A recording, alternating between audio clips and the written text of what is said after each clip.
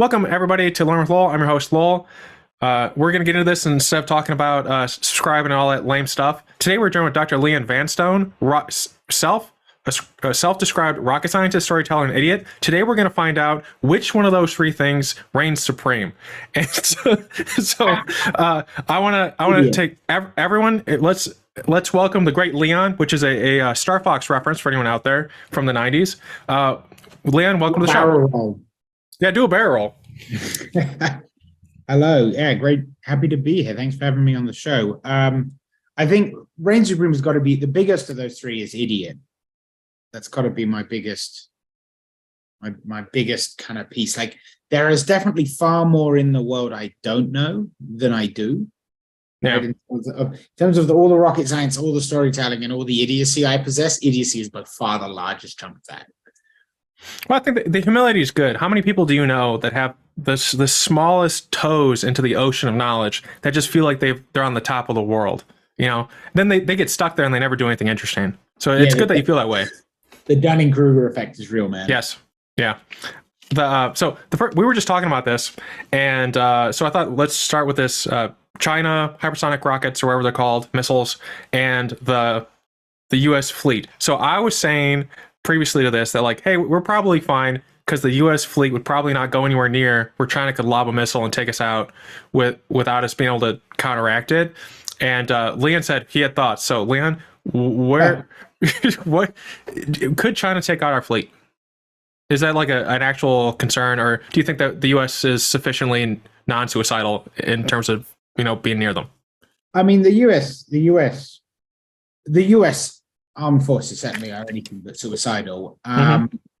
The problem, I suppose, comes down to willingness to escalate. So a core tenet, this is why hypersonic missiles became such a problem so quickly, right, was that a core tenet of U.S. force projection has been to build aircraft carriers. So the way the U.S. typically deploys force around the world is with its aircraft carriers. There are some forward bases, but especially as it invested more in the aircraft carriers, it kind of scaled some of those back. And so an aircraft carrier is relatively vulnerable. It's a giant floating city. But there are steps you can take. You have other ships that go with it and whatever, it's protected, etc. But the problem you have with a hypersonic vehicle or anything being hypersonic is, if it's ballistic, right, it launches up and it comes down on top of you. So you can really get an opportunity to see it coming. Even if you've launched it from somewhere else on the other side of the planet, it has to go very high. So if you think of, a circle, you can't see over the curvature of the Earth. So you see off sideways. So it spends a long time over the horizon so you can see it with something. But a hypersonic vehicle by design flies very low and very fast. So by the time you've seen it, it's almost going to be on top of you. And there isn't really much you can do about that in terms of modern capabilities. Even defending, I mean, the US has done a great deal to move its hypersonic capabilities forward, as is readily readable in most press releases these days. But nonetheless, the ability to sort of shoot a hypersonic missile is very difficult. And so it is disproportionately problematic for the US military, as by a very large number, they have far more aircraft carriers than almost anyone else. I forget how many China has, but I think it's 2. Yeah, it's like... And they're local. They're local. They can't really go beyond, they're like a blue water navy. They don't go far. I think they're diesel too. Right. It's like, it's something like America has the same number of aircraft carriers pretty much as the rest of the world put together. And most of those other aircraft carriers are owned by allied nations. So, but that kind of strategy, much of the US the strategy of its force protection relies on the protection of those aircraft carriers, and a hypersonic missile is a problem. Of course, if China is hitting aircraft carriers with hypersonic missiles, something in international relations has gone horrendously wrong, and it's time for us all to duck and cover. Mm-hmm. So So the idea is that they potentially, in theory, they could potentially hit a carrier or a task force. But the thing that deters them is this idea that there'll be an escalation to the level that that would make Russia probably blush. Like like the response to that would destabilize them.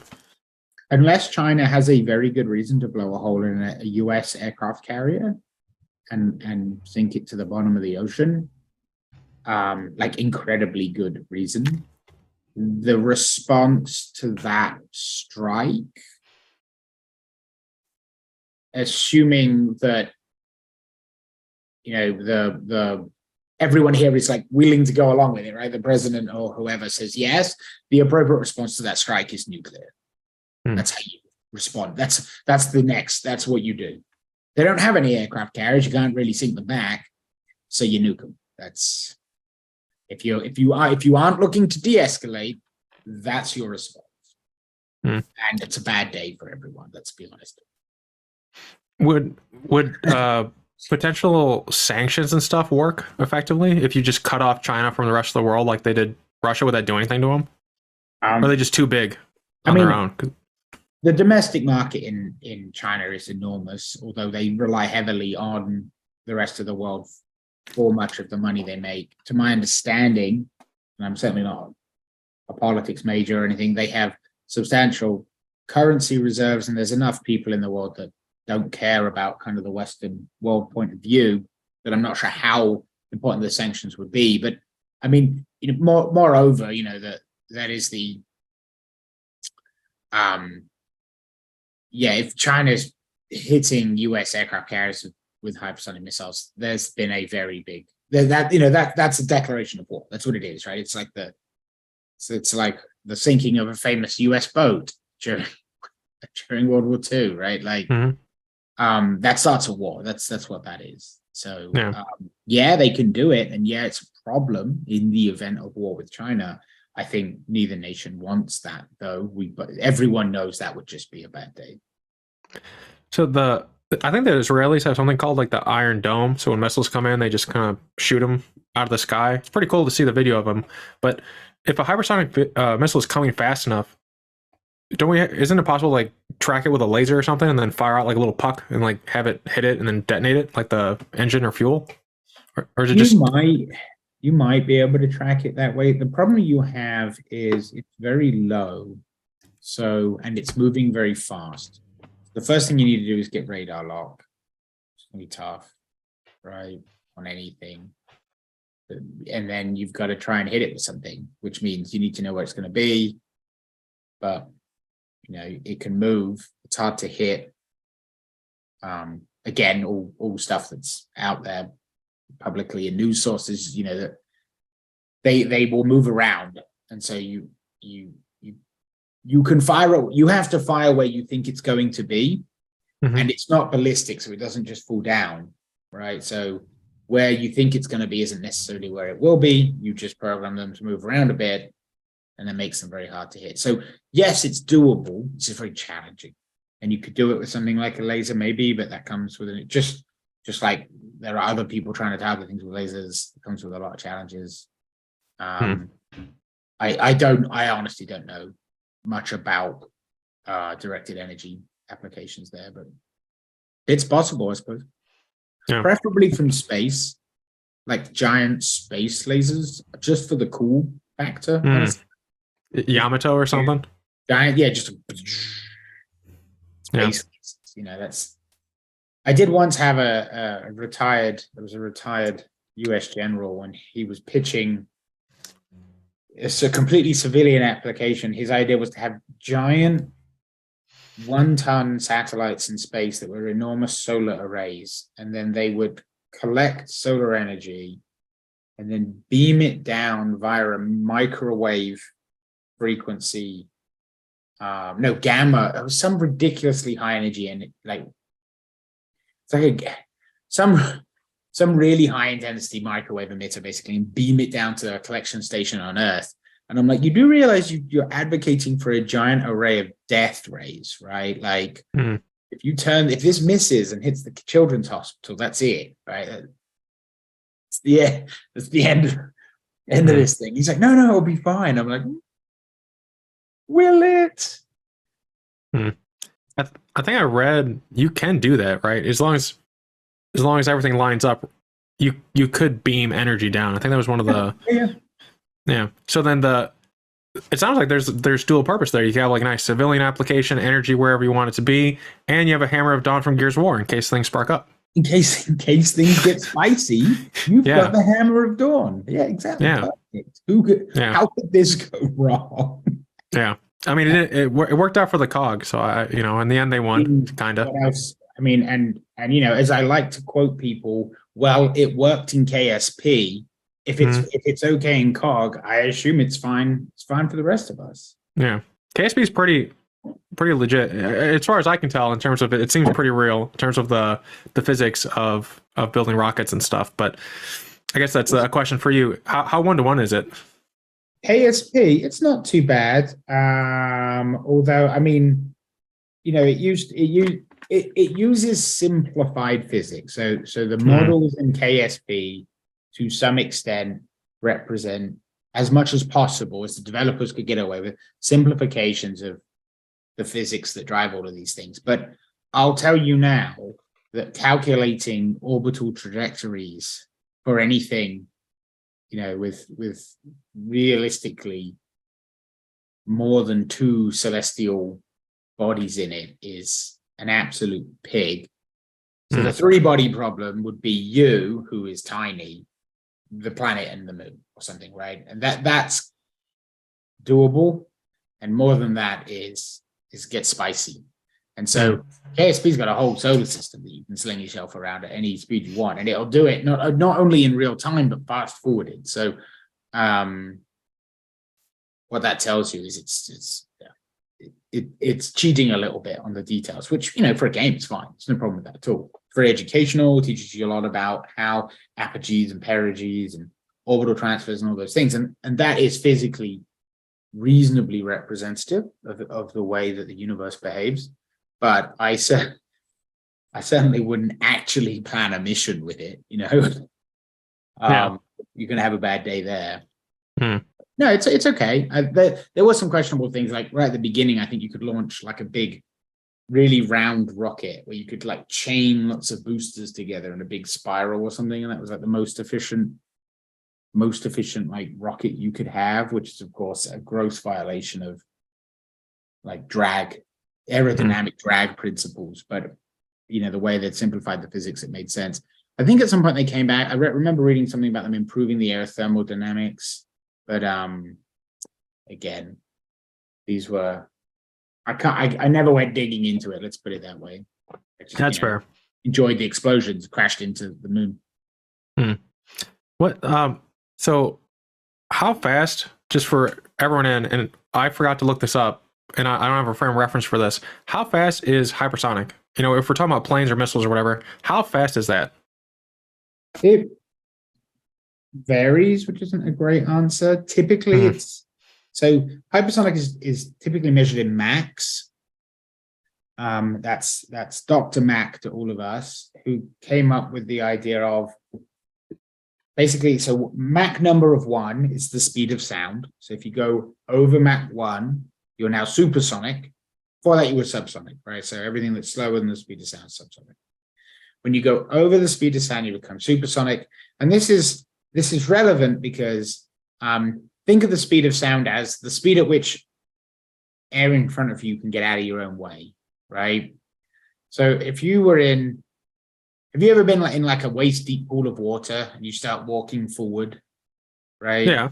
And you see there's like a wave that forms in front of you. If you look really closely, and you see this on boats as well sometimes, the water will go down first, and then there's actually the wave in front of you or the boat, or whatever it is, that moves forward, right?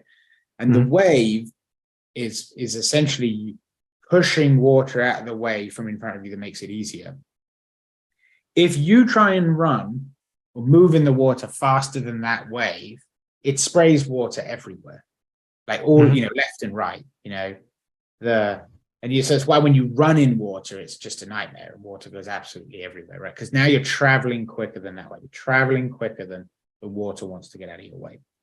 When you go faster than the speed of sound, you're now traveling faster than the speed of sound, which means you have to shovel. You are just shoving the air.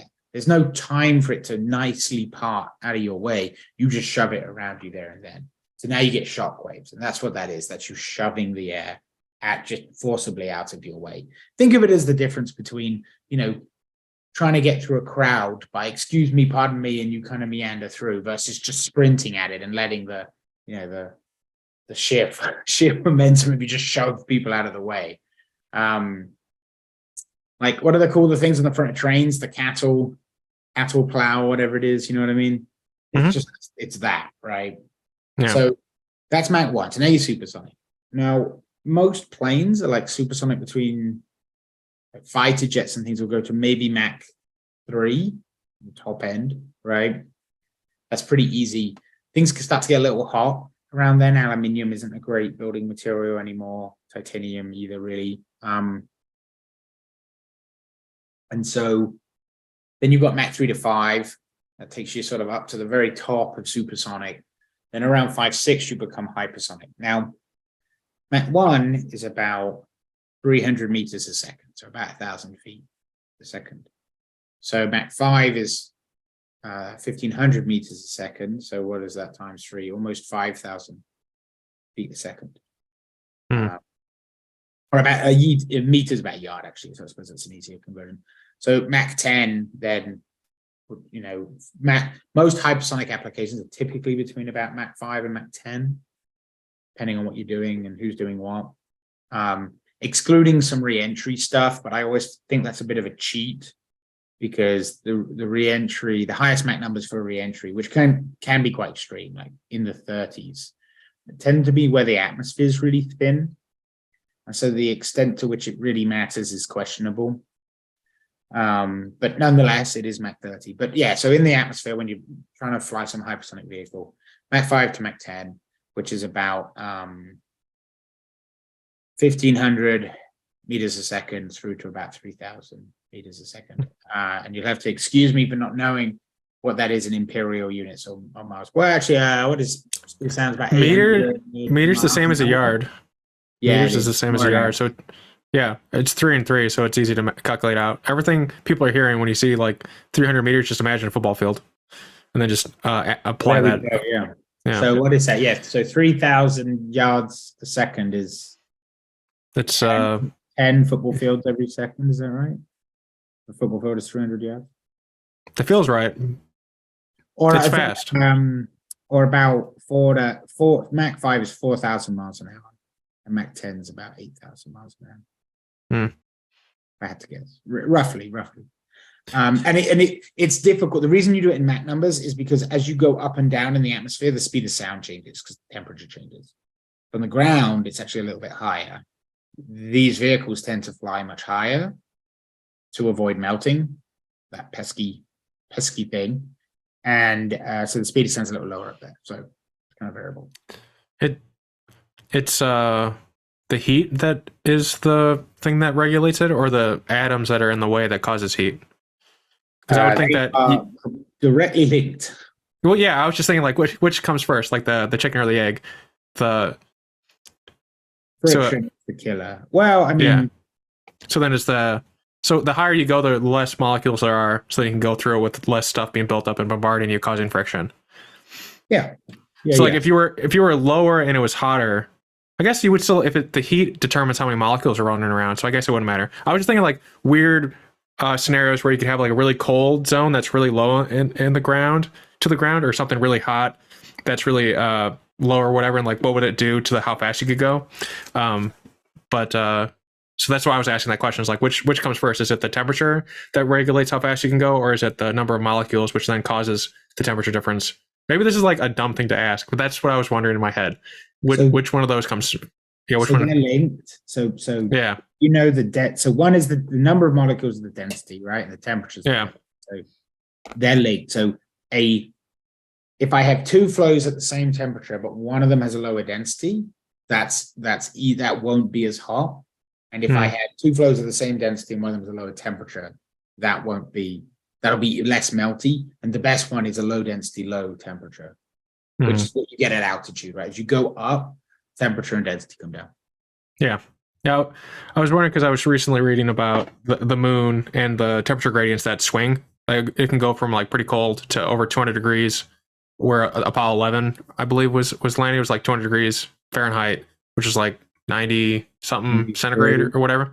Yeah. Yeah. So I was just wondering, and they don't have that much of an atmosphere. So I was curious, like, how you'd apply this in other areas. But the one question I have for applying it to Earth is, why would you want to go that fast? Like, what purpose is doing that process over something like what Elon Musk has proposed with his SpaceX stuff, where you just go up, you skip a lot of it by going up out of the atmosphere, and then you move where you want it to go, and then you come back down.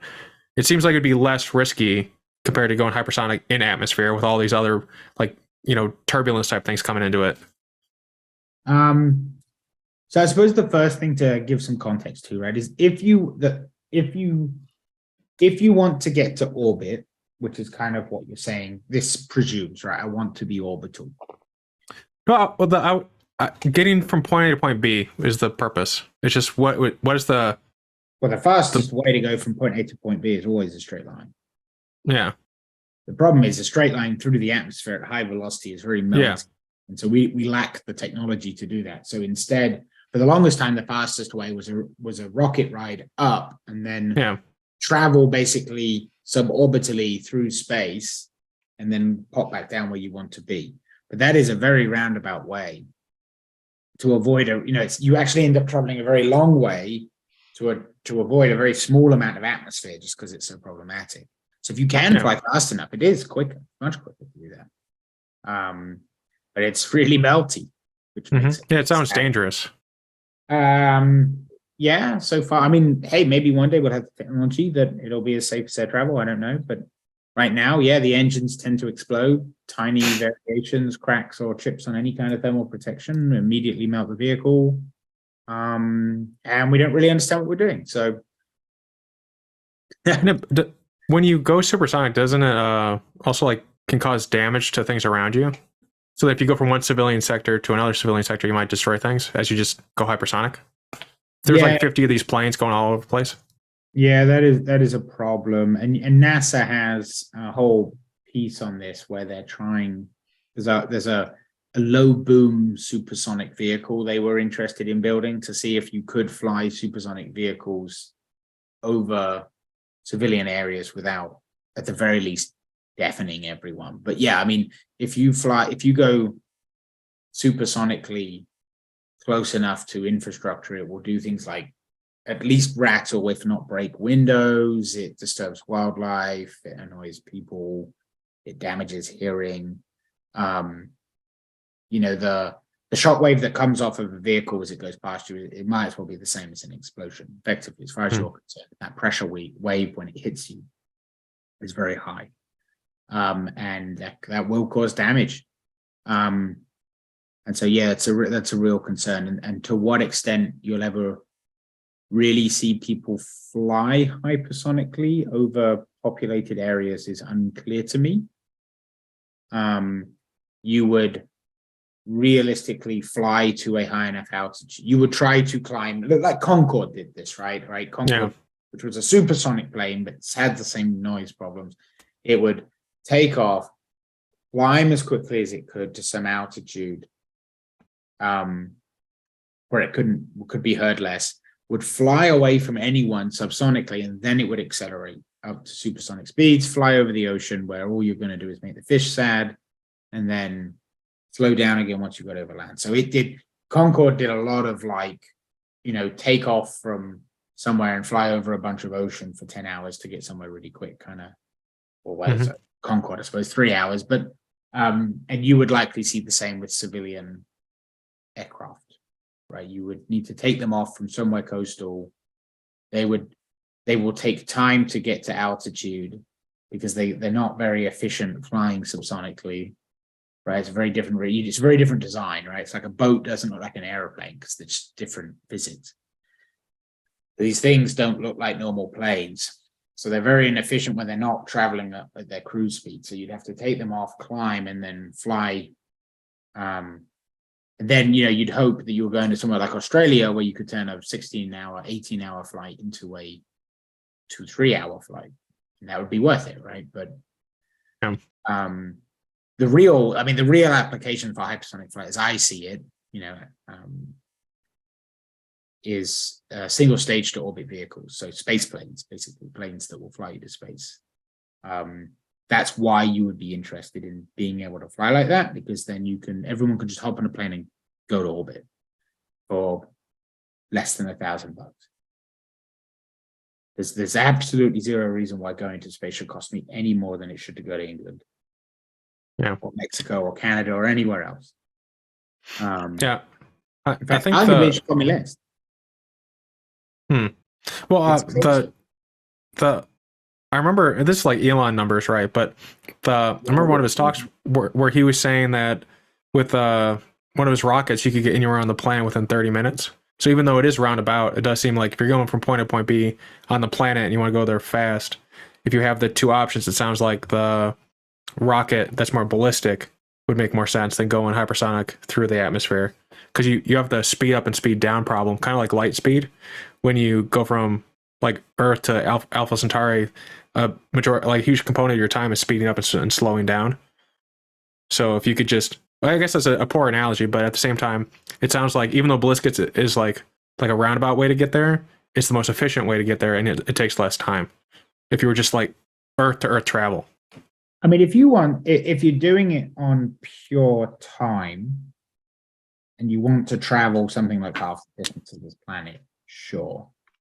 A rocket is arguably the fastest way. It is absolutely, you can look this up. It's called ISP. It is a measure of how efficient an engine is. A rocket engine is the most inefficient way humanly known as any kind of real engine to generate any kind of force. It is the least efficient engine you will ever use. Fundamentally, physically, because of the way it functions. It has the ISP of a rocket's generously for a hydrogen rocket is maybe 400. If you want to get nuclear about it, it goes up, but it ain't great.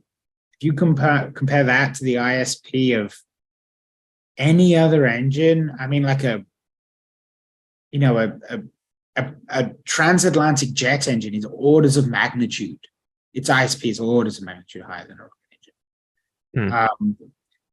But a rocket engine is faster. That's why we use them, right? I mean, they are very, very good at providing enormous amounts of thrust to speed things up and move them around. And that's good. I mean, if you really need to be somewhere in a massive hurry and cost is not an option, or cost is not a concern, which it really is when, I don't know, delivering ICBMs, yeah, you can rocket it. But to what extent you'd want to put a human through that, I don't know. I mean, the G profile, you thought turbulence was bad. Like the G profile on a rocket is substantial. And so lots of other considerations come in when people are suddenly involved. And again, if you thought, there are videos of the Starship taking off, right? And windows are shaking. Hundreds of miles, tens of miles, wherever it was, a long way away. They just dug a hole too. Right. Like they dug a big old hole in the floor, right? Same problem with the hypersonic. Where are you launching this from? Where are you landing it? Because it isn't where people are. So yeah, I can fly a rocket there, but I can't land in it. Well, I think it's gonna be like a barge system. Out. Yeah, maybe I jump out or something. I don't know. But it's so expensive to fly a rocket. The problem isn't, okay, do you know how much it costs to launch a used, let's follow this through. So let's say I get in a Falcon 9. Sure. Right. I think the spaceship is supposed to be even more efficient cost per kilogram than Falcon 9, which is kind of interesting. Sure, but it's like 9 is actually flown. So yes. Yeah, we can use that because it's good math. And I also don't know its number. I don't know the Starship numbers off the top of my head. And I do agree they're orders of magnitude lower, but still, right? So, and hopefully they manage it. I really hope they do. I really hope they do. Right? Okay, so Falcon 9. But a Falcon 9, do you know what it costs for a Falcon 9 flight? Like 40 million Give or take, yeah. Do you know what it's cargo? to ISS. To ISS, right? Is Uh, it 40? I think it's 40 million to ISS and back, right? With like 4 to 6 passengers. it's basically 50 million a launch, and what changes is the cargo. So if you go to like 200 kilometer LEO, your cargo goes up. If you want to go to the ISS, I think that's around 300. Cargo comes down, right? Because as you take mass, add mass in, or you take fuel out, whatever you do, right? So, but it's about 50 million all in, and its cargo capacity. Off the top of my head, what? 10 tons? 20 tons? Something the magic like that. of Google. Yeah, Falcon 9. I'll let you look that up in the background, right? So, cargo capacity. Yeah, I have a new setup so I can Google things so that we don't have to. It's 55,000 pounds, so it's like 25,000 tons, I think. 25 tons. Okay. Yeah, thank you. Yeah, I did that math wrong. So there you go, right? So that, I mean, and that's the cheapest. That just really isn't that much, yeah. To my knowledge, for a reused Falcon 9, that is the cheapest cargo to space it's currently good. Barring the Starship, but that blew up, right? So, and look, hey, they're going to do it. I believe they're going to do it. It's just a matter of time. They got some bugs to fix, clearly, but I think they'll get there. I'm not really concerned. Yeah. Nothing else can. Yeah, go ahead. Sorry. So, do you know what it costs to build an A380? I don't know what an A380 is. An A380 is the largest transatlantic civilian passenger plane. So, full double-decker transatlantics by Airbus. It's the most expensive civilian plane transit. I imagine it's like several million to like 20 million. The big ones, like a 747. It's basically the most expensive transatlantic aircraft you can buy, right? If you're an airline, if you're like American Airlines or Virgin Atlantic or whoever, and you're buying aircraft, it's the most expensive one you'll ever buy. And the Falcon 9, again, 40-50 million a launch, right? How much are you betting for the A380 or a 747 or whatever? For the cost of the vehicle, or for me to go from point A to point B with a ticket? The cost of the whole vehicle, which will be more expensive, not a single cost of the whole vehicle. I would assume it's less than 50 million. It's $360 million. Okay, never mind. And that doesn't include the cost of the engines, because most airlines don't buy the engines. They're so expensive and complicated. They rent them. That aircraft has 4. Each one of those engines is about 10 million each, as I recall. So that's another 4. It's about 400 million all in for that vehicle to be built. Now, I can get on that aircraft and I can fly to the UK, which is at 10,000 miles return off the top of my head, there and back. I can do that for about $1,000, which is a more expensive vehicle and a longer distance, because space is only 200 miles up. Yeah. Well, technically it's 100 miles up, but good luck staying in orbit there, right? But if you actually, a sustainable orbit, it's probably 200 or so miles away, a bit more. It's not They far. can drive there in like 3 to 4 hours. If a car could drive up, you're entirely right. I mean, I live in Texas, right? That's not even a far. People will go that far for brunch. Yeah. Right? But you can't. The only way there is a rocket, and that's why we use them. They are painfully inefficient, but nonetheless the only way to do that. Is there? I'm sorry. I suspect that you're going with a point. Are you? I don't want to interrupt. Are you going somewhere? Yeah, go ahead. I'm sorry. So I'm excited. The point. What's the difference then, right? Why is, because also most of that plane, half of that plane ticket, the $1,000 plane ticket, half of it is tax, and then the remaining chunk of it is fuel. Like a good another of the $1,000, like I said, $500 tax, about another $300-400 fuel. God knows what they charged me for the coffee, right? I did the math once. The cost per ticket of that aircraft's about $20. Right. And the reason for that is that that A380 or that airliner will fly on average 36,000 times. Right? A rocket is very unlikely to fly that number of times ever. I'll give it to SpaceX. They've done a really good job taking a vehicle that only ever flown once and getting it up into the tens of flights. And they don't seem to have had any problems really doing that. There have been very few explosions, which is impressive. But the idea that they're in the tens at some point, I think they'll break the hundreds. They'll get into the hundreds. I am hopefully skeptical they'll break the thousands, but I wonder if they really will, just because of the nature of the way those engines work. A rocket engine is so painfully inefficient, you basically have to redline it, right? That's how you get to orbit, is you just jam the rocket engine into max and you pray it doesn't explode, right? It's like driving everywhere in first gear at 7,000 RPM. That's what a rocket engine represents, right? They're so inefficient that the only way to get anywhere with them is to stage them. No other vehicle do you get in where you drop bits of it along the way, right? If you were in the plane, the captain said, well, I came over the intercom, right then, passengers, we're halfway through the fuel, so we're just going to be dropping the, half ends of the wings into the ocean now because we don't need them anymore. No, you don't do that. You take it all the way to the next place. You land and you fill it back up.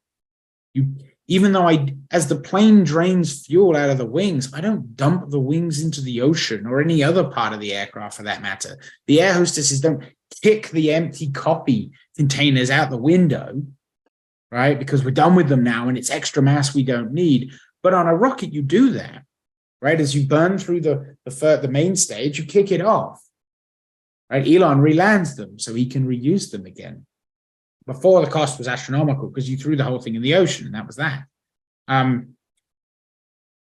Going to space could easily be cheaper than going to another country in terms of the distance traveled. The problem is the cost of the vehicle and how many times it flies. If you can get a rocket to fly 36,000 times on a single rocket with very little maintenance, as they do with aircraft today, it lands, you refuel, it takes off, which is incredibly what Musk is aiming for, SpaceX at least. Musk is too busy, of course, running Twitter, but at least right now. But assuming they put it off, and I think they'll get it flying, but to what extent that vehicle will fly 35,000 times to me is very questionable. That's fair. I'm not saying it won't, but I see absolutely no proof that it will. It might. Physics might do that for you. Right? But you're in uncharted waters now. The most anyone has launched the same rocket is tens of times.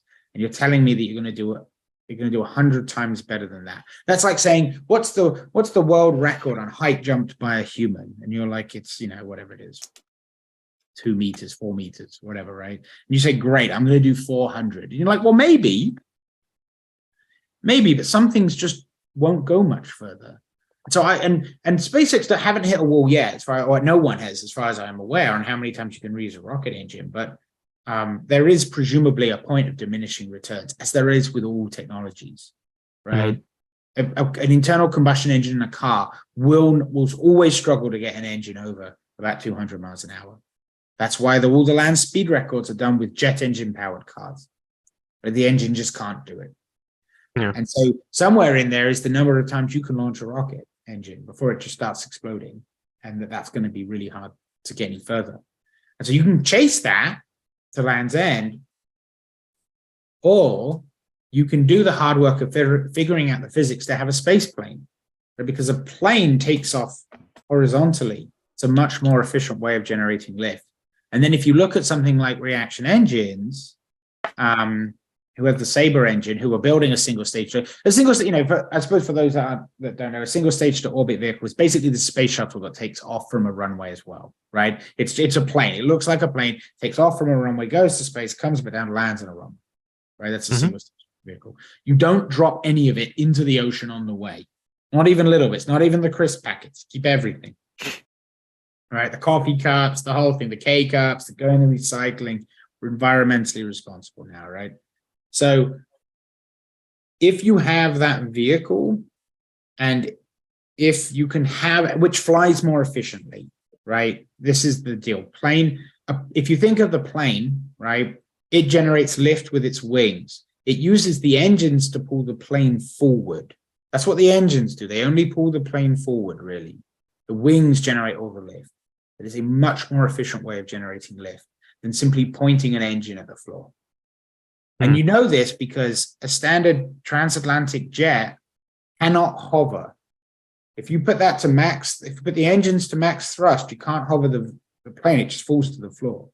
The engines cannot put enough thrust out to lift the plane off directly. You have to go sideways and use the wing. It's considerably more efficient.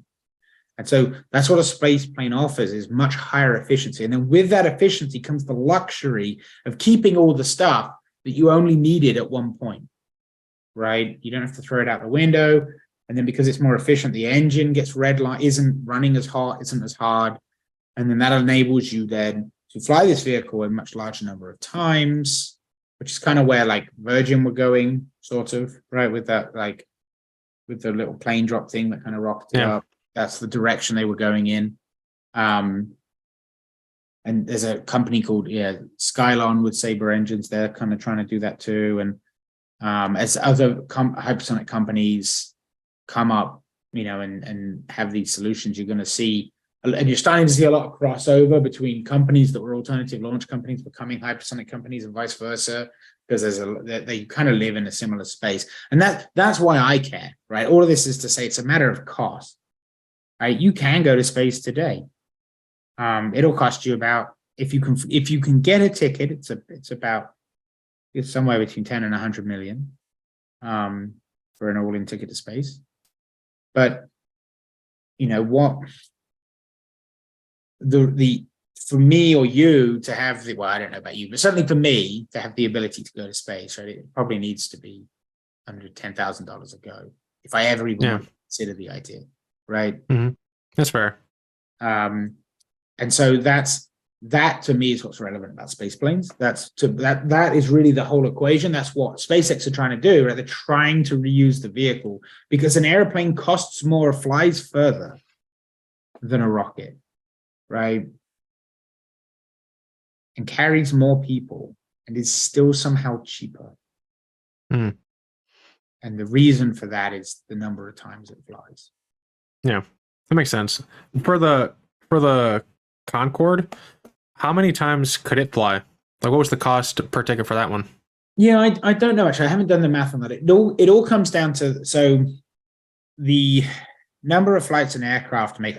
Interestingly, actually, I think, well, if you're nerdy like I am, but what limits you is, have you ever bent a spoon backwards and forwards a bunch of times until it breaks? Yeah. Right. I mean, I don't know about you or any of your listeners. I'm not strong enough to just rip a spoon apart, but I can do the bendy thing until it snaps, right? So that's a method of failure in metals that's called fatigue. Basically, if you keep bending them a bunch, each time you bend it, it cracks and breaks a little more, cracks a little, breaks more until eventually it just breaks, right? It's a cyclic failure from loading over and over, loading it up and unloading it, loading it up and unloading it over and over and over again.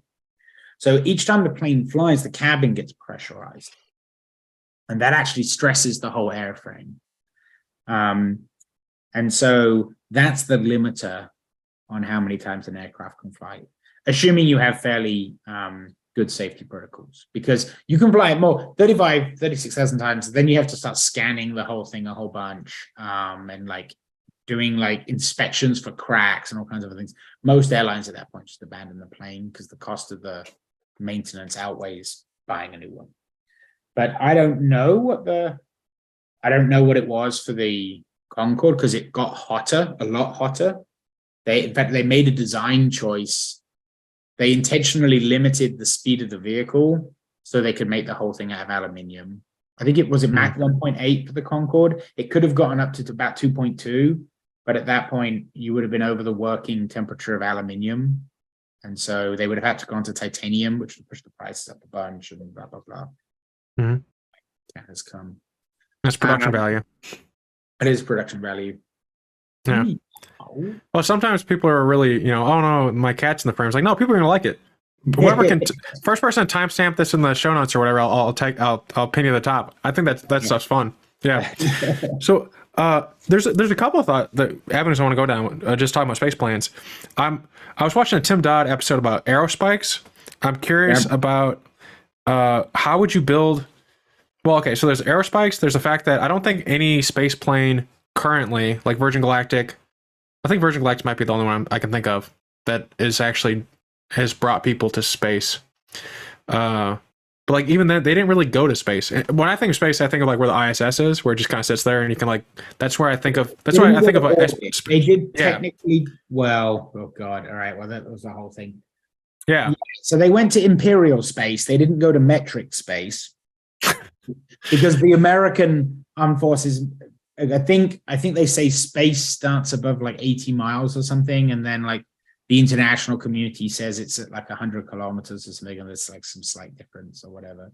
And like Bezos went to metric space, which is slightly further, and it was a whole thing. Yeah, but neither of them. When I think of like there's space and there's space. So like in my opinion, if you're gonna go up there, I think you should have the capacity to do stuff while you're there, or else you're just kind of like going out and seeing whales and coming back, which is cool. Like you can see some whales. I love whales. I love space.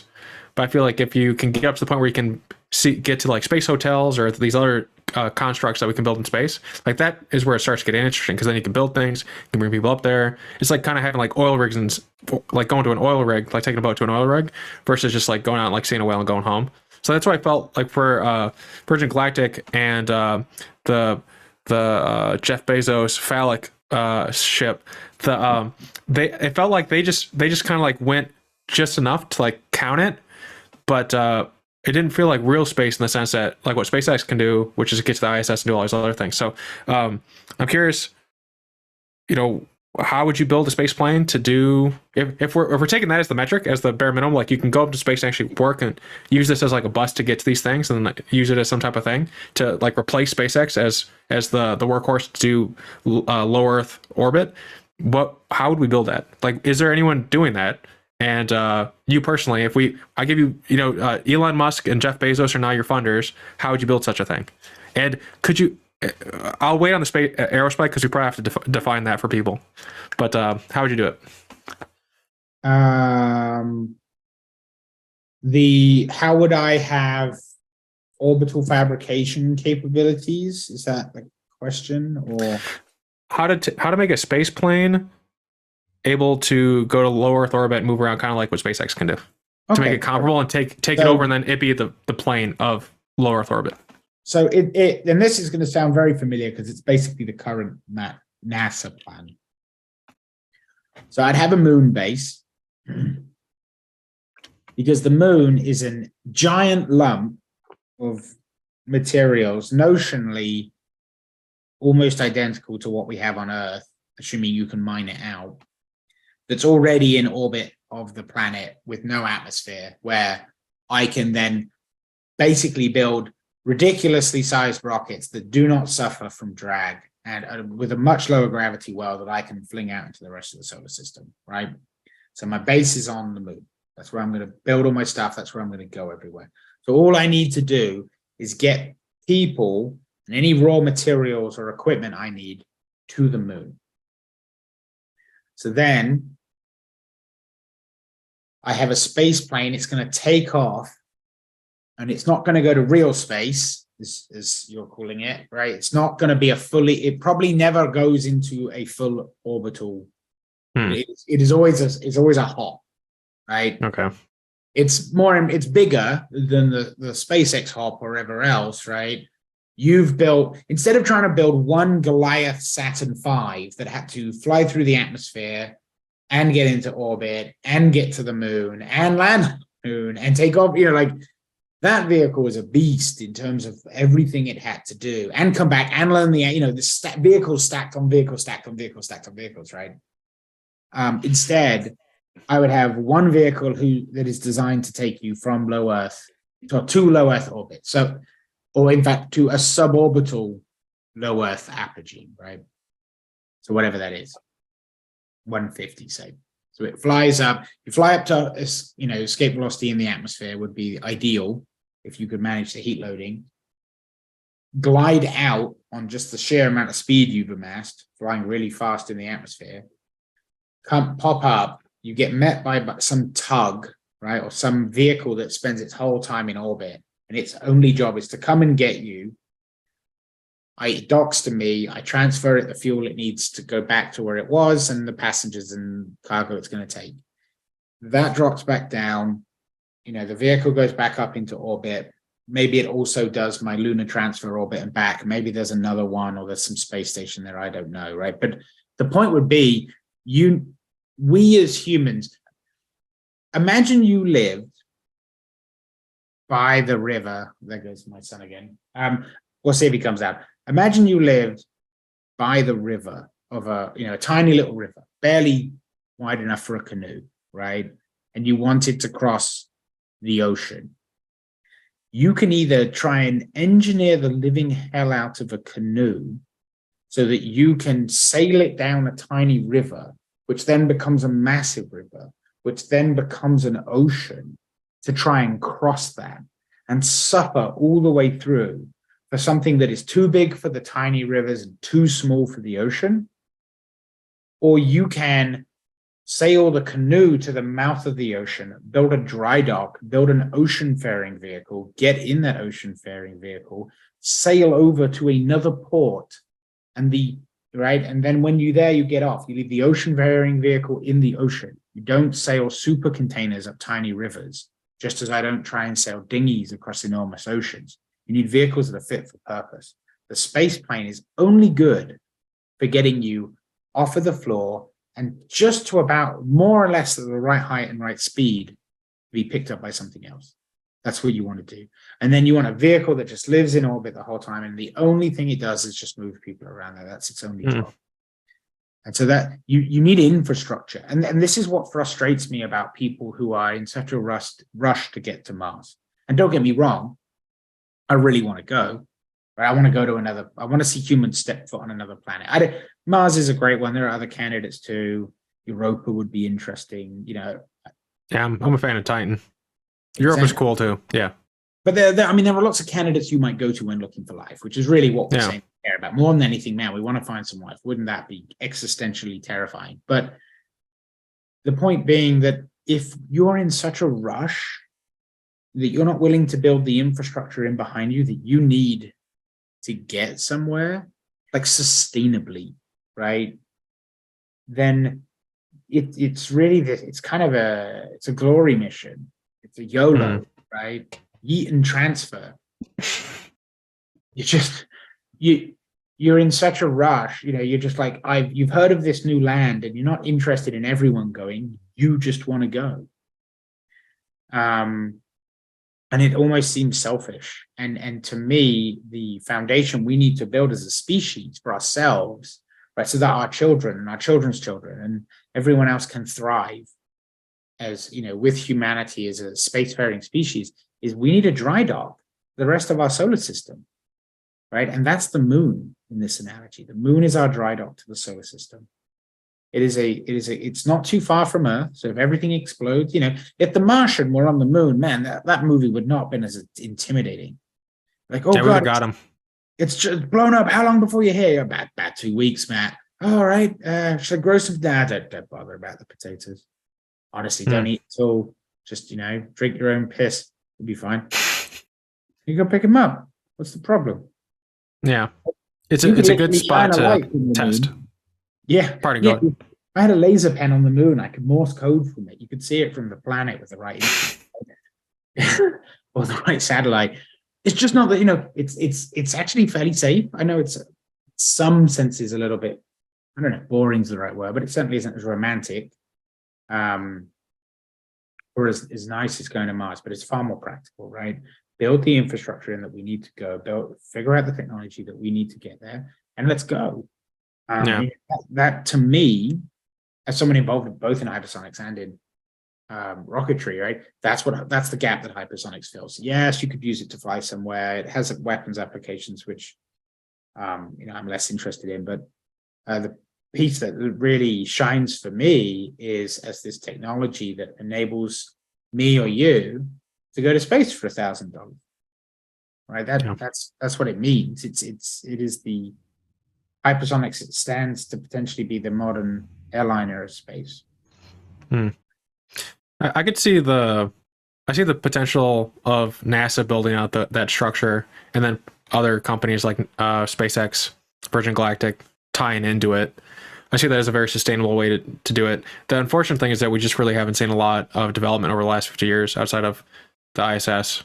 It's like we've been kind of like we did a giant jump from my point of view, and then we been kind of just like working out the kinks on the shores. And I see your way of doing it as a really smart way for the government to support the structure of it, while other companies can keep innovating, like Elon and Co are doing. I mean, so one, you're entirely right, yes, and you know, I mean, SpaceX came along at the right time. You know, NASA really wanted a private company to start building rockets. It was something, you know, and the US government doesn't want to be in the business of building its own rockets, right? It wants to just buy them from the cheapest provider. It wants competition, good old-fashioned capitalism, right? NASA doesn't want to, and NASA has, to be clear, NASA has never built its own rockets, right? It might have designed them. It outsources construction for the largest part, right? An organization now referred to as ULA, right, is the organization that has built and launched every single rocket for NASA, as far as I'm aware, except maybe for some of the really early ones, right? So that's the first thing to sort of recognize there. But to jump back a bit, though, you said, you know, you felt like we'd really stalled on our progress to space, right?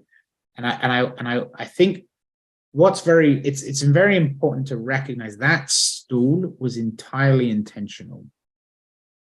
And because, you know, here's an example. Who put the first satellite in space? The Russians, the Soviets. First man? Soviets. Woman? I think Soviets. Yeah, it was the Soviets. Yeah, who put the first, what could arguably be called a lab in space? Was Skylab before the Russian one? The Russian. I think Skylab. The Russian is the smaller one. Although, yeah, Skylab wasn't bad actually. That was big. That was quite big. Yeah, you do a lot with it. First animal in space. I think it's Russians, and it's really sad. Yeah, it is sad. We'll skip past that. As someone who has pets. First signal from space. Signal from space? Like they sending something back? Yeah. They weren't doing that the whole time? Yeah, well, it's Sputnik, right? It's the Russians. The Russians okay. did almost all of the immediate firsts, right? Sure. And who won the space race? Us. The Americans, right? Doesn't that seem a bit strange? And I mean, one, history is written by the winners, so hey. But two, also, I would agree that America won the space race.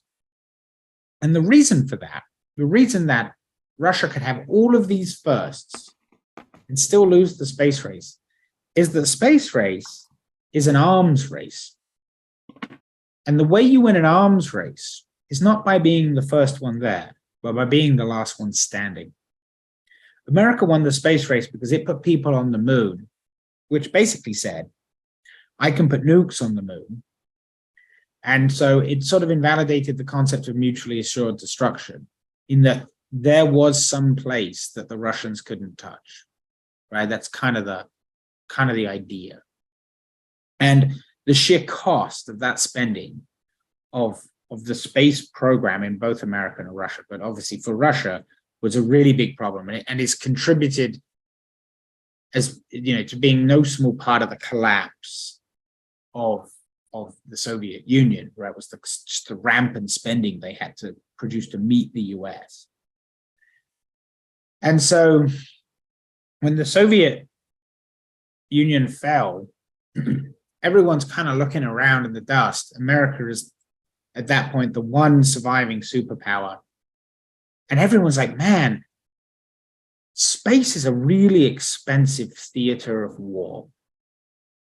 And this was about the same time that cyber warfare was really ramping up too. You know what I mean? And man, the problem with cyber warfare is you could do it with a bunch of teenagers in their bedrooms. You know what I mean? Like, cyber war is this really asymmetric form of warfare. It's popping up in all these weird places. It was an absolute pain. And so everyone agrees then that NASA is going to be a very transparent organization that lets lets other governments and things come and inspect everything. It gives all its data out for free. Other countries can pay into it to be part of it and to run their own missions and send their own astronauts. But basically, space as a domain of war gets closed. Everyone agrees it's just too expensive. Let's not bother, right? And this is why, for the longest time, no matter how bad US-Russia relations got, they would still launch each other's astronauts because neither country wanted space to become an active theater of war. And so we had the ISS, and everything on the ISS was civilian, and you couldn't do space weapons. You couldn't do all these things. That was the whole point, right? All the way through the 90s, why everyone was paying for this. So then along comes China. And China's like, hey, I want to come play in the ISS, right, with everyone else. And we say, yeah, that's fine, but all your astronauts appear to be out of your military, and you have to send civilian astronauts, and your organizations have to be vettable. We have to see everything they do. China's like, no, we're not doing that. So we're like, fine, you can't complain. China's like, fine, then I'll build my own space station. And everyone kind of laughed, right? So it didn't go. The first space station didn't go very well. First rocket launches didn't go very well, but then they figured it out. And the first space station didn't go very well, but then they figured it out. And now no one's laughing, right? China is a very space capable nation. They sent, some of the most recent missions to the moon. They found water, all these kinds of things. And so when you'll notice there's a very tight string of events between China announcing it's going to build a moon base, the Space Force being announced, which really you have to perceive as America saying space is now an active domain of war. We are actively researching, funding war in space and weapons for space, right? That's that piece. And then basically funding falling apart for the ISS and NASA declaring it's going to deorbit the station, right? Those three things all happened in a surprisingly short period of time, along with a bunch of European countries suddenly realizing what they really needed was orbital launch capability, right? Independent of America or Russia. And the reason for that is, as I said, it was so expensive, everyone said, let's just not do it. And they didn't. It was purposefully slow. It was purposefully painful because it's expensive as hell to build that capability out. And all of it has weapons and war implications, right? So everyone said, let's just not worry about it. Let's worry about something else, whatever's going on at the moment. But now with China, and you're seeing this with nuclear weapons as well, right? You're seeing nuclear weapons treaties with Russia, because America and Russia entered into agreements where they wouldn't weaponize space and they would reduce the number of nukes they had and all these other things. China showed up. It never signed those contracts. It never didn't sign those treaties. It wasn't beholden to them. So America and Russia have their hands tied, right, intentionally, and China's doing whatever it wants. And they're looking at this and they're thinking, well, we can't let China just run away with space weapons and nuclear technology and leave us behind. And so, both of them basically reneged on those deals to go and pursue more, continuation of nuclear weapons and the continuation of space as a theater of war. And that's what we're seeing today. And that's kind of what China, as the rise of the third superpower, really did to the planet and the world and the geopolitics. And that's why there's this sudden explosion in capability. We intentionally slowed down the expansion. We kept it civilian because it was, cheap, and we limited any technology that had weapons applications intentionally. We didn't want to go down those roads. So that's why, right? And China has disrupted all of that for better or worse. They're doing their own thing, and we're going to see how that works out. Yeah. I think someone has called it the Platinum Highway for how America wants to develop space. There's a Silk Road, the new Silk Road, or the Belt and Road Initiative, something. Yeah, Belt and Road in China. Yeah, and so often when people say, well, what's America doing? They say, well, if we develop space, it'll be our platinum highway where we can mine and do all these things in space and we can explore that way, while China kind of starts mopping up with these third and second world countries. Yeah. We'll see. I think combined, the Western world certainly has an enormous capability to do these things, fund these missions. What I'm very interested in is what ends up being internationally, like who owns an orbital, band around the Earth, right? So like Starlink has gone up into a certain orbital band, right, around the planet. I think I read something that said of something like 14,000 available spots that you think you can safely put satellites in without crashing into each other. SpaceX is planning to take 11,000 of those, which means no one else can realistically have a satellite swarm in that band anymore. So you have to go higher, which is harder and more expensive and yada, yada. So, or the moon, right? Like if you land on the moon and you put a flag on it, do you get to say you own it? Because there's no law, there's no internationally recognized anything that says you can't. Or what if there's only water on the north and south poles of the moon, and one country puts bases on both and declares an exclusion zone around that base that's the size of the poles and says that all this water is ours.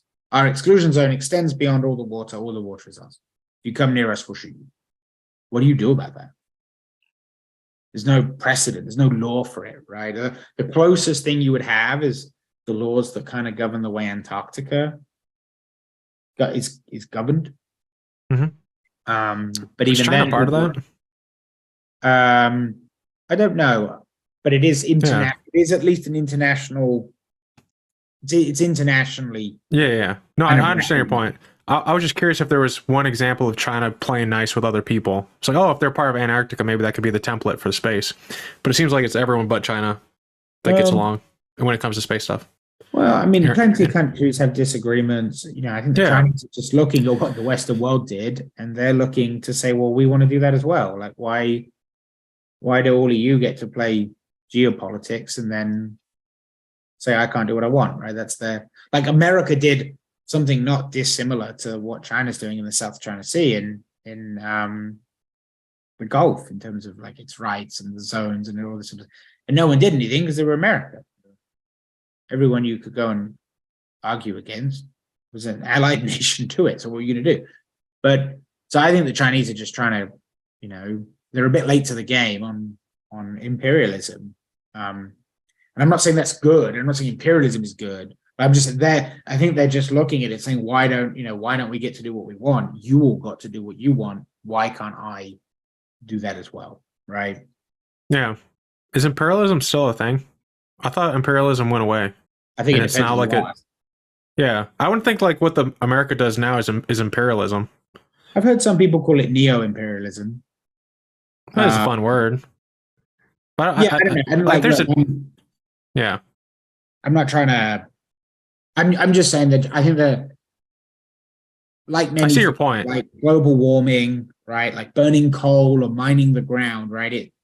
It sort of feels like the Western world has been having an enormous party for about the last 200 years, but now the beer is running out. And so when other people show up with their beer, the Western world is like, whoa, you have to ration your beer, man. We're running out. We'll take a few of those. You can't drink them too quickly, and it's like, well, we've been kind of having our party for the longest time, and now things are kind of getting sketchy, but other people only just getting started. Who are we to tell them that they can't have a rager? Yeah, well, wasn't the NASA structure of as long as you're not military, you can plug into the system the way of including them into the Rager versus saying limiting them? The limiting factor is when they tried doing the military civilians, as you were saying. So it does seem like there was a structure for them to plug into the system and take advantage of the West having a Rager for 200 years and having the experience of it.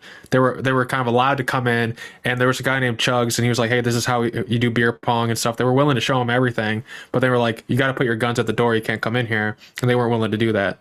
And that seems to be what We said you have to come play, but you have to play on our terms. And they said, we don't want to play on your terms. So we said, okay, you can't play. So they said, fine, we'll play on our own. I mean, that was basically it, right? Yeah, it seems kind of weird. Like, if I was China, I would go in, take everything I could. If the objective ultimately was to do your own thing, take all the knowledge, then build my own structure, and then switch it slowly over time as I slowly accrue everything.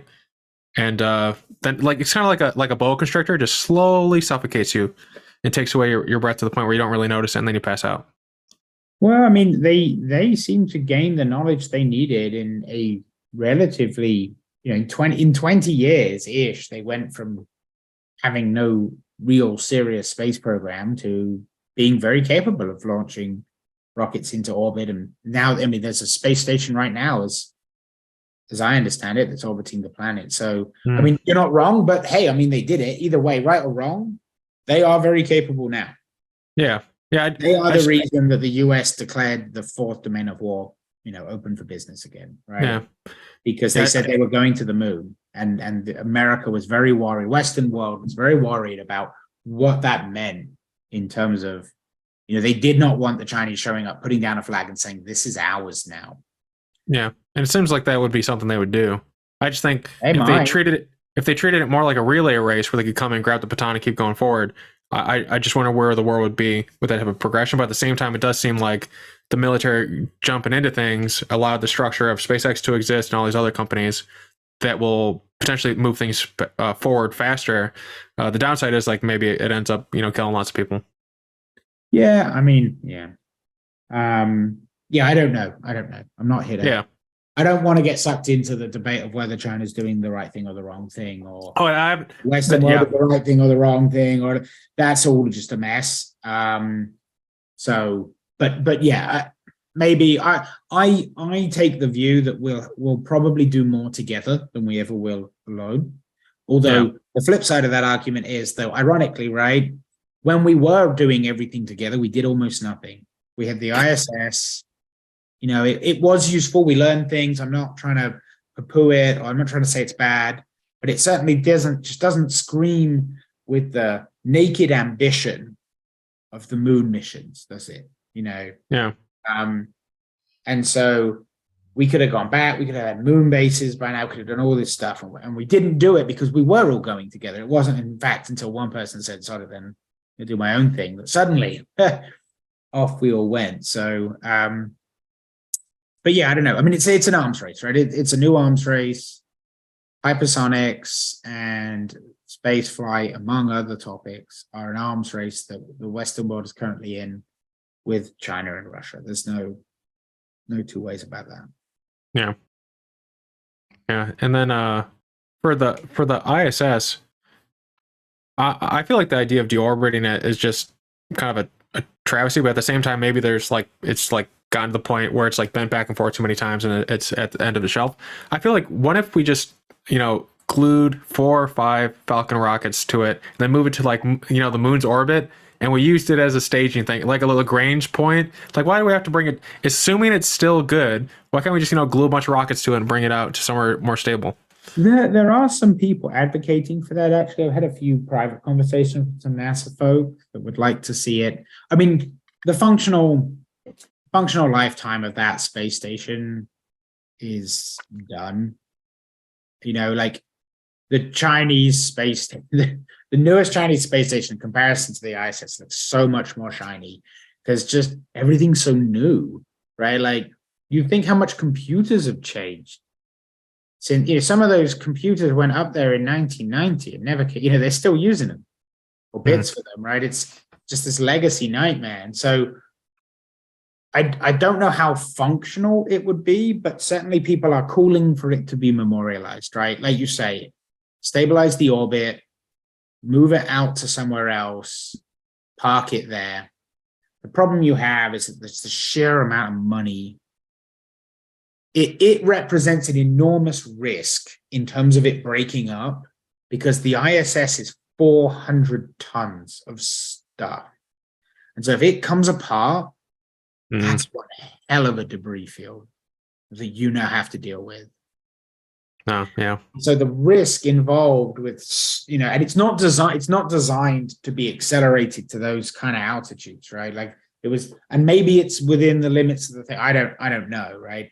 It has the ability to accelerate, so you put more fuel in it, but so you would have to like tow it up to a much, much higher altitude to have it out of the way of everything. So much so that if it disintegrated, it wouldn't cause too much of a problem. And given the current priorities of NASA, they're struggling to just do the mission that's been handed to them right now. I don't think anyone there likes the idea. I think it is just an unfortunate necessity of their budget constraints.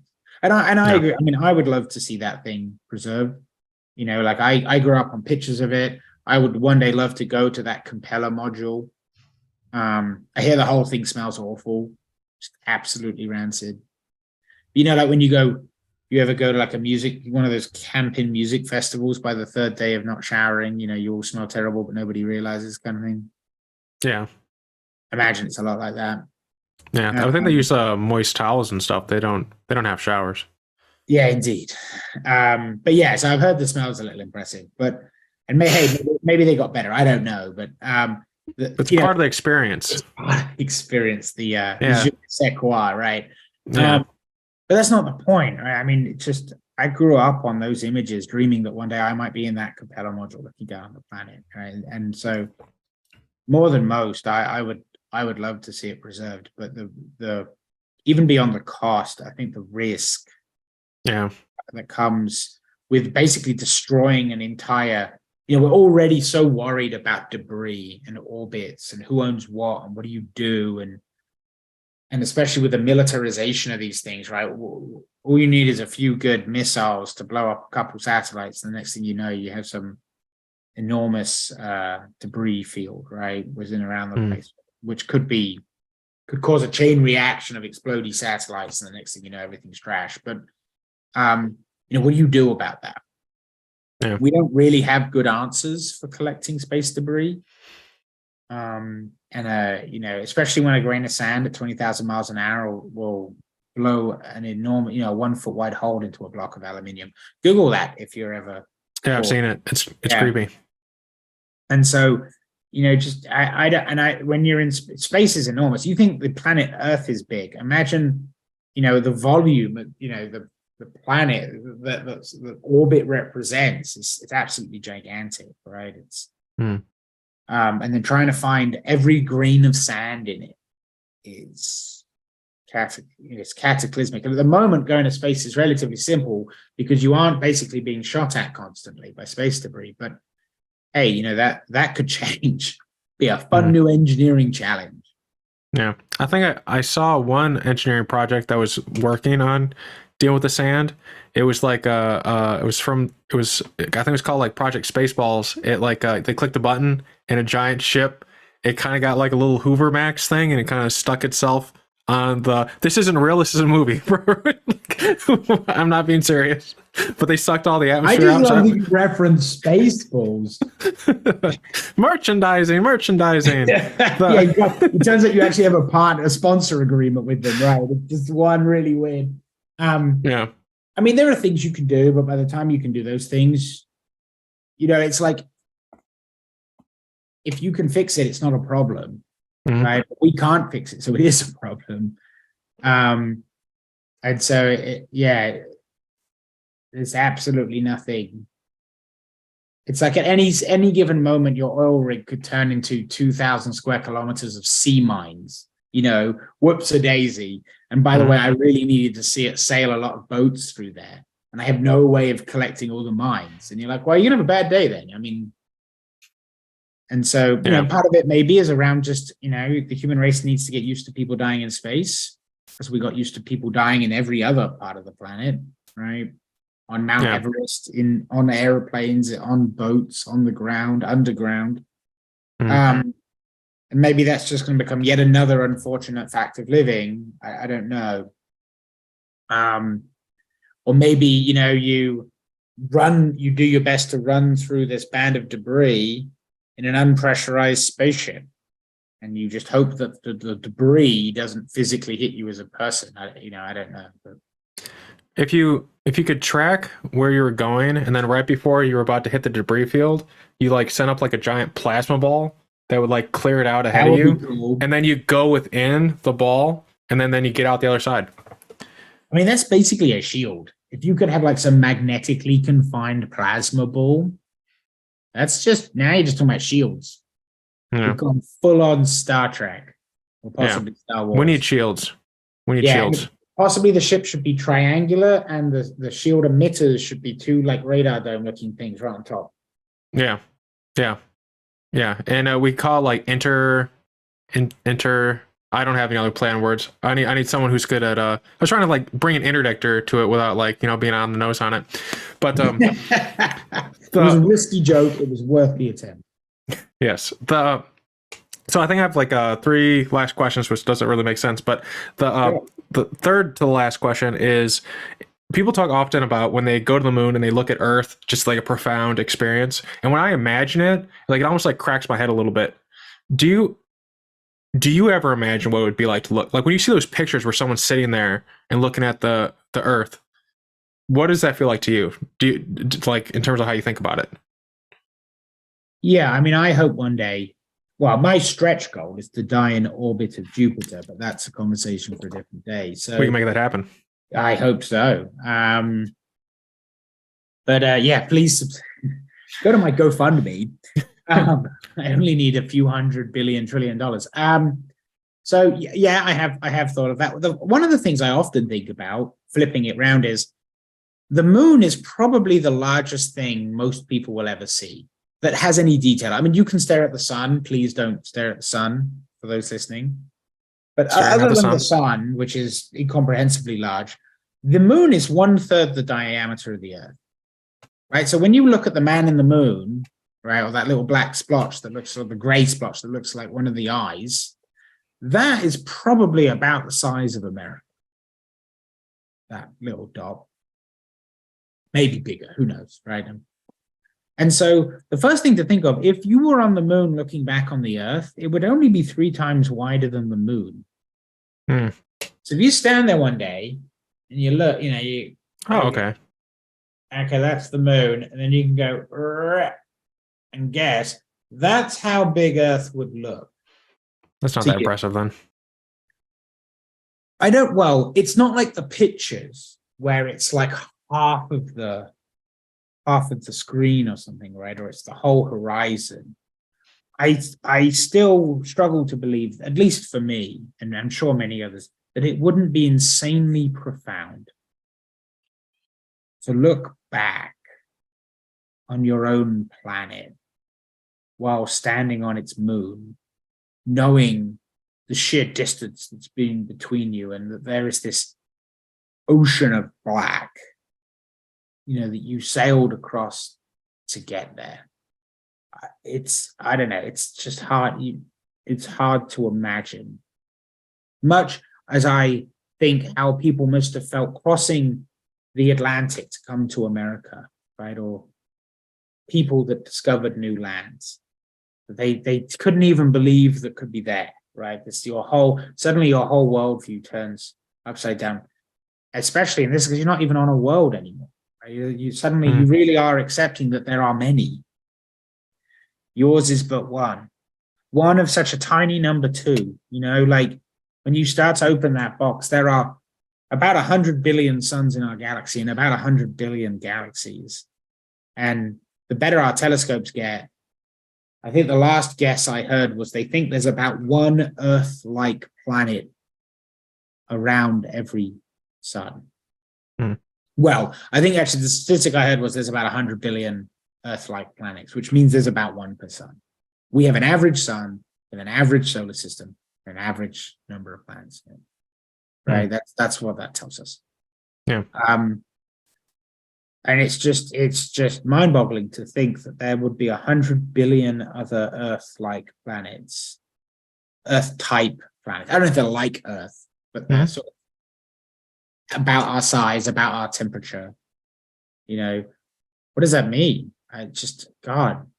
And when you stand on that moon looking back on, our Earth, what do you think about?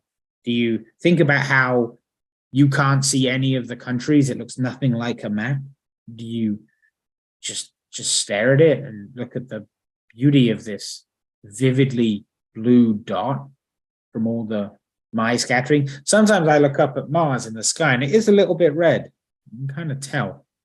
Mhm. If you get a telescope, you can see it. And even that just blows my mind, that I can see enough of a planet that I can tell what color it is. Because Jupiter's just a white dot. All the other planets just little white dots to me, at least. Maybe some of your viewers have better eyes, but to be able to stand there and back, I don't know, that just blows my mind. I find that hard to almost imagine, really. Mhm. Like what it must feel like existentially. Yeah, that's what I'm saying. Yeah, sometimes I wonder if we like sound like Joe Rogan there and we gave him some psilocybin, like what the heck would he say? So you're like compounding the thing, like give him like a podcast studio, get him on the moon looking at Earth, and then just like juice him with some psilocybin and just let him fly. I wonder, yeah, I wonder what gravity does, because gravity affects like the fluid and whatnot, like how you metabolize things. So I would do watch that for science. Oh yeah, yeah, for science. I'll go. Like Leon, we need you to take a ton of drugs in low gravity and stare back. And we need you to have two massively existential experiences piled on top of each other. One, you're going to trip a shit ton of balls, and the other one, we're going to break most of the everyday expectations you have of literally the entire world around you by putting you on another one. And you're like, wow, who knows, right? I mean, and somebody somewhere is going to be the first person to trip balls on the moon. Yeah, it's probably going to be a military experiment. In fact, it's going to be Joe Rogan. He's going to volunteer for it. Well, I think if they, what I would want them to do is they put something over your eyes and they time it so that like they have like all your body.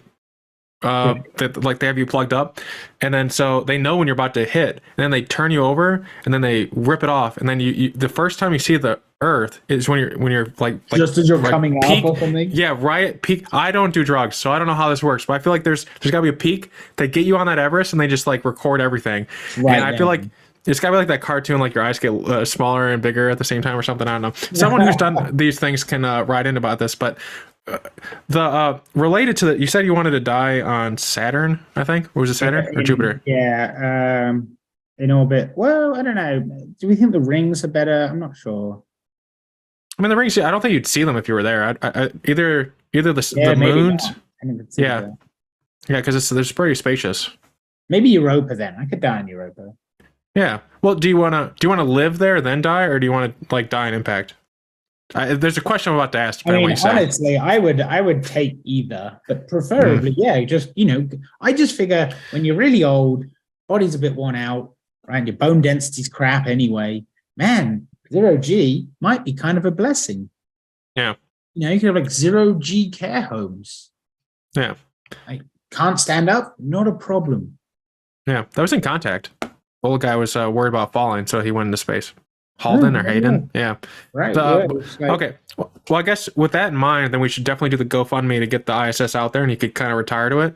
I was thinking if you just were fine with like dying on impact, I was wondering how much, like you're only a couple hundred pounds. If we just like put everything out and gave you just enough food to like last the just full blast with a Saturn 9 or something, yeah, could we get you with a Falcon 9 to Saturn? Is there like enough capacity like Delta V to get you there if it's just you and like a couple hundred pounds of food stock?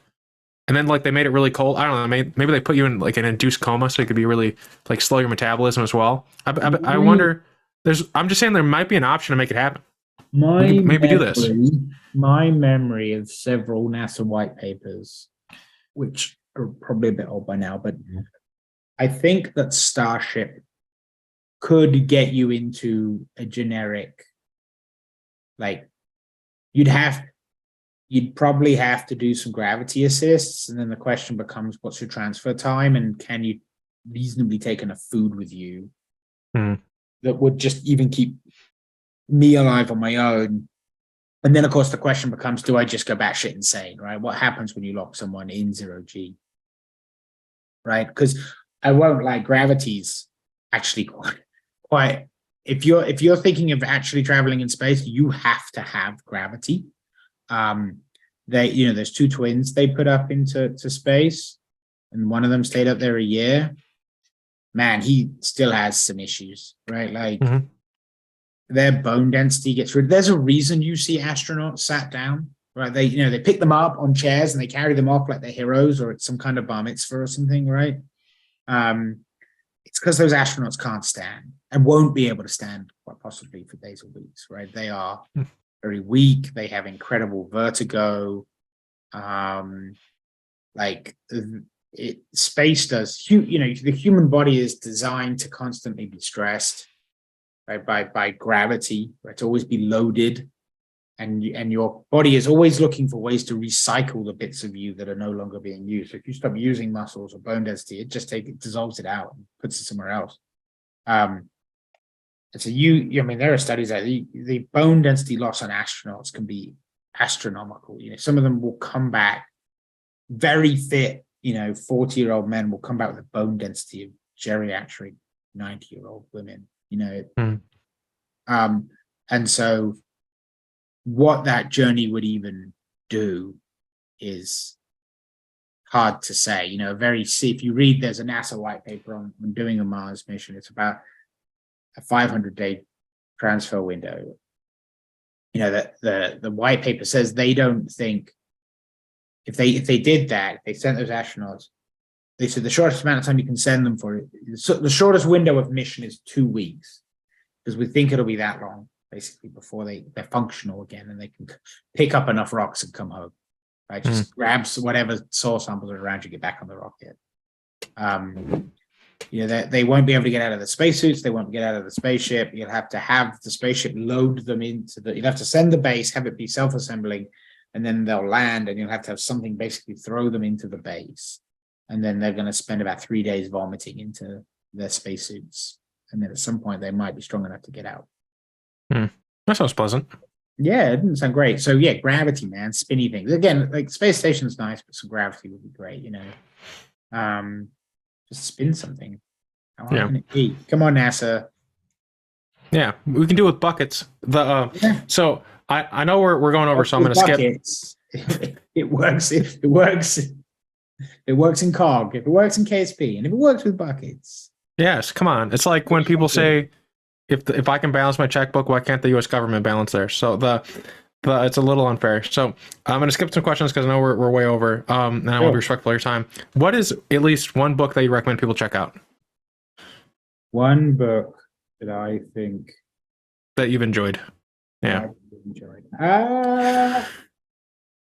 One I actually think about more often than not. It's a book called Range, which hasn't got much to do with rockets particularly, but it's by a guy, and he just maybe as one of these people, he talks about the joy of people with a broad range of, instead of being very heavily specialized and going really down one tiny narrow path, he talks about the value of having broad range of experience.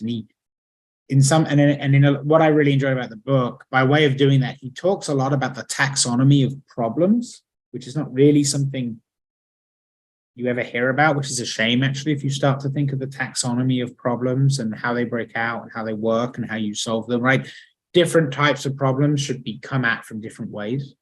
And that was just, it was a really interesting book. I thought it was a really good one.